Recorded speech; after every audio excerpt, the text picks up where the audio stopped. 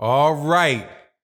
Tyson Fury, the superstar, the man who was coming over to take over the United States. The reason why Deontay Wilder versus Tyson Fury did so well at the box office and on pay-per-view, the man that they were giving all the credit for that fight because of his gift for gab, falls flat on his face once again at this box office in Las Vegas. Shabby job there, Tyson Fury, shabby job. Let's talk about that in this video.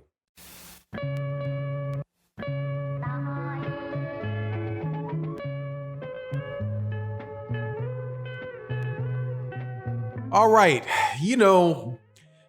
before I get into this though, welcome back to the channel, subscribers. If you're not subscribed, subscribe. And also, thank you to everybody that supports the channel and encourages the channel by watching the videos and watching the videos to the end. And also, and please answer I want to get your answers to some of the questions that I have at the end of the video.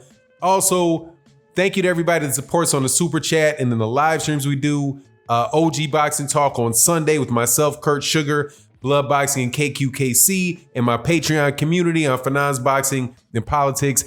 Thank you guys for your support. Tyson Fury flopped. Okay, I had to get all that out of my chest. The preamble, the thank yous. But the whole time I'm saying it, I can't wait to say, man, I told you so. I told you so. Now, shout out to my man, 78 Sports TV. I was on his live stream that happens every evening at 7 o'clock p.m. Central Standard Time. That's the first place that I heard it. Then I see it plastered pretty much all over the internet, all of my different boxing streams, that Tyson Fury sold just 3,577 tickets in a 20,000 seat arena. Let's round up to 4, okay? Man, 1 out of 4, that means that they filled in just about 1 out of 5 seats in the place. So they closed off whole sections and they gave away more tickets than they sold. 3,898 tickets they gave away and they sold only 35. So they gave away 300 more tickets than they sold. Also, that doesn't necessarily say, well, I wonder if that means that when they gave those tickets away, whether or not the people actually showed up to the fight or not. Or whether or not they just gave them away and threw them into the tally. Regardless, look, we told you so. I told you so, other people told you so. There's a video that I did right after that fight, and it was called Demographics for Dummies. And I felt that it was necessary to explain the demographics of boxing in the United States so that people would understand that the reason why Deontay Wilder and Tyson Fury did well was because of Deontay Wilder's fan base, not the guy from the UK. Okay, not the guy from the UK that had never had a successful fight in the United States before. The guy that who hadn't fought anybody of any significance at the time in 3 years at the time.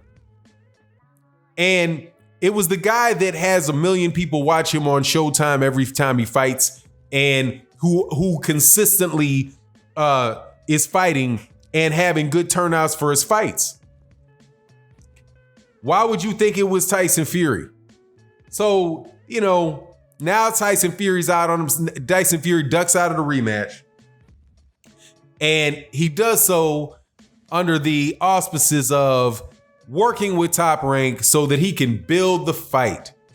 So when he's trying to build the fight between Deontay Wilder and Tyson Fury, the rematch, what does he do? He fights people who are not from the United States. That nobody in the United States, very few people in boxing or who are other than hardcore fans have ever heard of. Tom Schwartz and Otto Wallen. Why would anybody believe that was going to engender excitement from the boxing fans? Maybe they thought how they were going to build the fight is they were just gonna continue to talk about how Tyson Fury is this make-believe lineal champion. And they will just, say things like, and still not a champion. And still former Ring Magazine champion. I had this conversation with somebody, man, and shout out to you, man. Shout out to you. I don't mind you at all, man, because we all learning things about the sport of boxing. And really, it does take a certain amount of digging to realize that Tyson Fury is not the lineal champion. Never has been the lineal champion. And he never fought, and Vladimir Klitschko never fought for a lineal championship. He fought for the ring championship. But you would actually have to, overcome and swim through all of this media propaganda that they put out there to try to convince you. However, as we can see with these ticket sales, all of the fake championships and goofy antics with some corny Miami Vice, ugly suit on with no shirt up underneath it, cracking jokes and calling every other boxing champion in the world a dosser and a toss pot. That's not motivating people to be interested in Tyson Fury, because all they have to do is look at the guy fight. He looks like a big 6'9" blob. Okay, he's a 6'9" blob. The only highlights that you can really find of him that are intriguing are of him getting dropped. But somehow the magic of promotion, the magic of the promotional talents of Bob Arum are going to convince people that this is the man in the heavyweight division. Ring Magazine is going to rank him number 1 heavyweight in the world. Bob Arum's going to talk about how he's the best heavyweight ever. He never said that, I don't believe. But we're going to bring up Muhammad Ali's name. And that's what's going to get him. It's not going to be the quality of the fights. They blew it. And personally, I think that what is good for the goose is good for the gander. You know how these guys, and not necessarily Bob Arum, I don't know how often I've actually heard Bob Arum say, nobody knows him. He needs to sell more tickets. Yeah, but there's all kind of people making excuses about why Deontay Wilder shouldn't have got a fight with Anthony Joshua, and why certain people shouldn't be able to fight other fighters, right, when it's convenient for them. Who are they selling? I mean, they don't sell any tickets. What sense does it make? Build your profile.